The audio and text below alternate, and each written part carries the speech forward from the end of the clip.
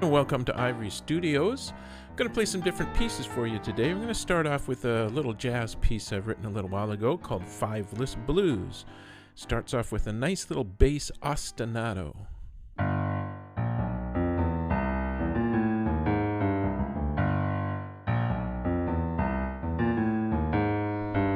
Now, an ostinato is something that occurs all the way through the whole piece, over and over again. In the right hand, we have a nice little chord. It's a G6 chord. There's our G, add the 6, first inversion. Let's see what that sounds like.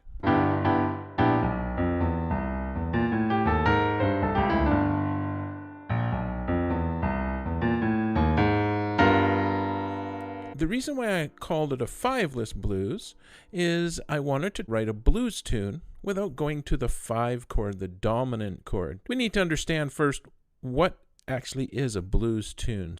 There are 3 basic chords when we do a standard 12-bar blues. Let's do something in F. So here's the 1 chord, the F chord.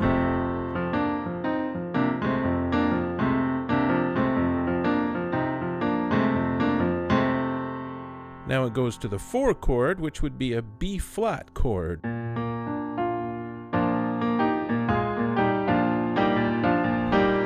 Then it goes back to the 1 chord, the F chord.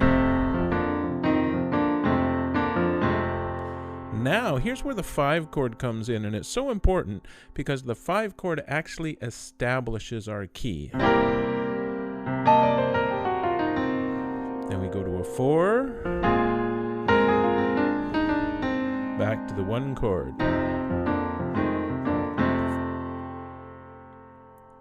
Let's play that all together so you can hear what it sounds like.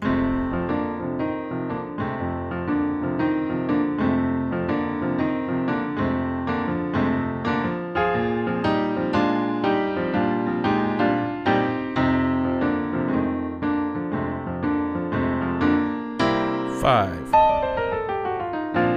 4,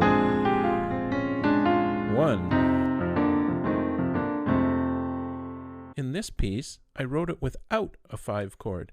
If we wanted the 5 chord in there, here's where it would fit.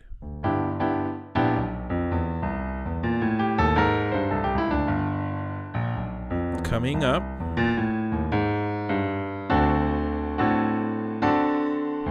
there's my D5 chord, and then a 4 chord, and then it goes back to a 1 chord.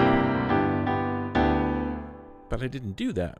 So what I did in this little section between bars 13 to bar 17 is I did a descending pattern, and I went to a B flat chord, then an A chord, then an A flat chord, and then back to the 1 chord with the ostinato on the bottom. So here's what the whole thing sounds like in that little section.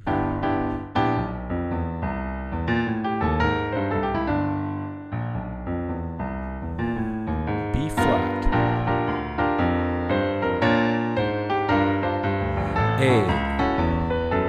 A flat, G.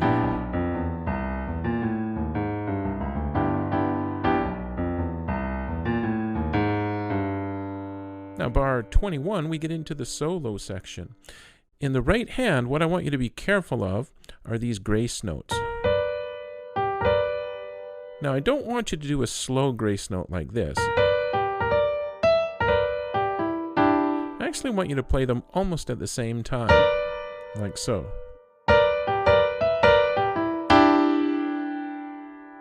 And then we got this nice tricky little part here. You got to watch your fingering carefully. Let me do that again.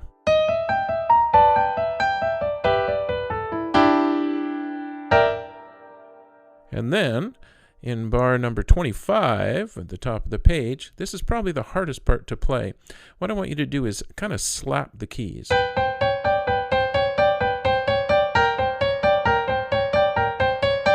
Then it goes up the octave.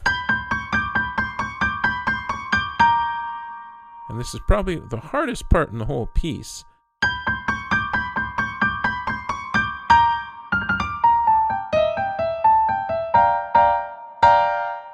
So you got to make sure here that, and this is bar 28, make sure you move your finger number 1 into position so that we can cross over grace note. And then we're back to the B flat chord, the A flat, A chord, A flat chord. Solo section at bar 21.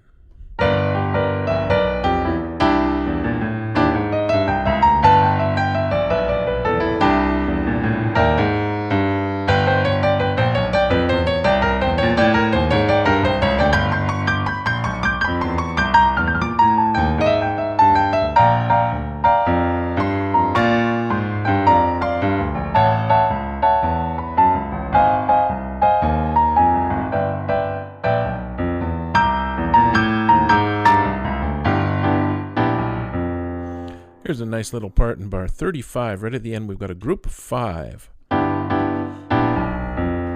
Now, use every finger, and then you have to jump. It's a very tricky little part here because we do have a phrase mark over top, so we want to try and connect it, but you can't connect there. What I want you to do is use a touch of pedal on that note so you can jump.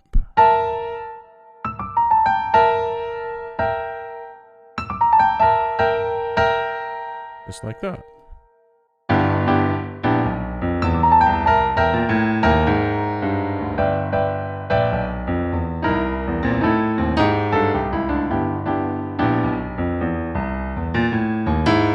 Now this is a fun little part. Right at the end, bar 40, we have a gliss from E all the way up to G. Now, the way I want you to do this, there's different ways people like to do it.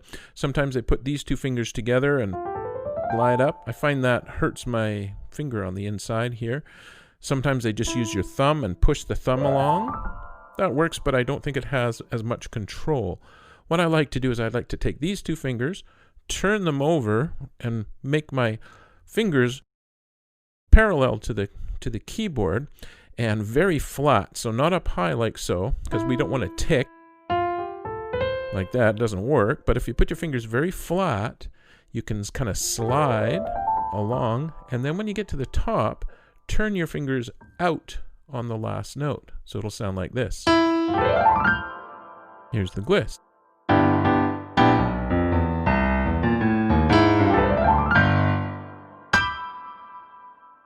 Here's the whole piece. Fiveless Blues.